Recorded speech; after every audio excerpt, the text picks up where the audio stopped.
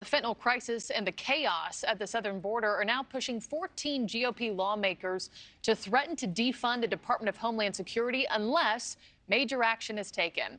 They are saying they will not back any DHS funding bill unless steps are taken to secure the border. DHS Secretary Alejandro Mayorkas is removed, and Texas is reimbursed $10 billion for border security-related costs. Let's bring in Congressman Randy Weber, Republican from Texas, who's part of this effort. Congressman, good to have you on the show. My first question right out of the gate to you, though, is this. With Democrats controlling the Senate and also the White House, what's the likelihood that your demands will even be met here, even halfway? Markey, what's the likelihood that more Florida officers will maybe die from fentanyl, or Texas officers, or anywhere around the country? We have to do something. If we have to bring attention to the fact that the Senate's not doing its job, the president's not doing its job, Mayorkas certainly is not doing his job, this is one way that we're bringing attention to it.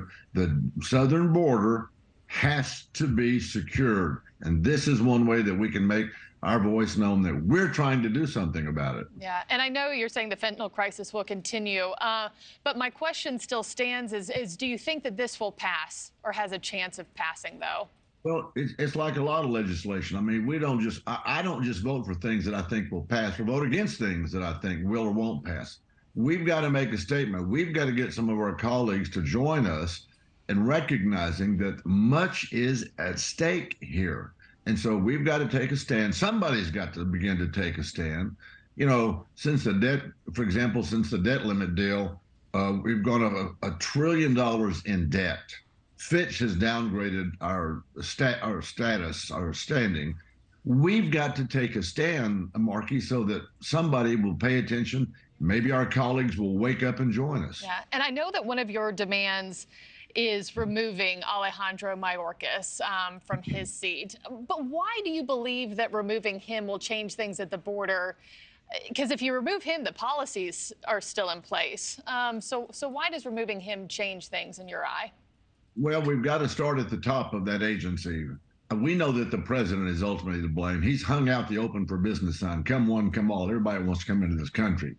And since, as you know, it's over 5.5 million illegals now have crossed the border since he's taken office, over 100 people who are on the list of possible terrorists. That's the ones we've caught.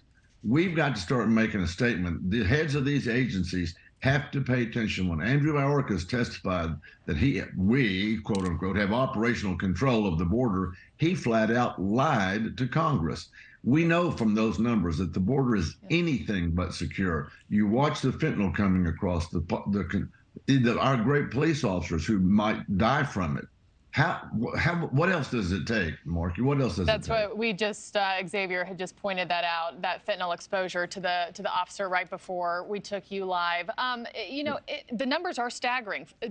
There's no doubt about it. If lawmakers don't fund these agencies, though, by next month, it would trigger a government shutdown. Are you ready to go down that route? So I've been in Congress now 11 years. My 11th year, I've been through 2 of those. And if that's as long as all of our employees get paid on the back end, if we have to draw attention, we can't keep going down this same path. So yes, if that's what it takes, yes. Mm-hmm. Thank you for watching. Go to newsnationnow.com to find NewsNation on your television provider. And don't forget to click the red subscribe button below to get more of NewsNation's fact-driven, unbiased coverage.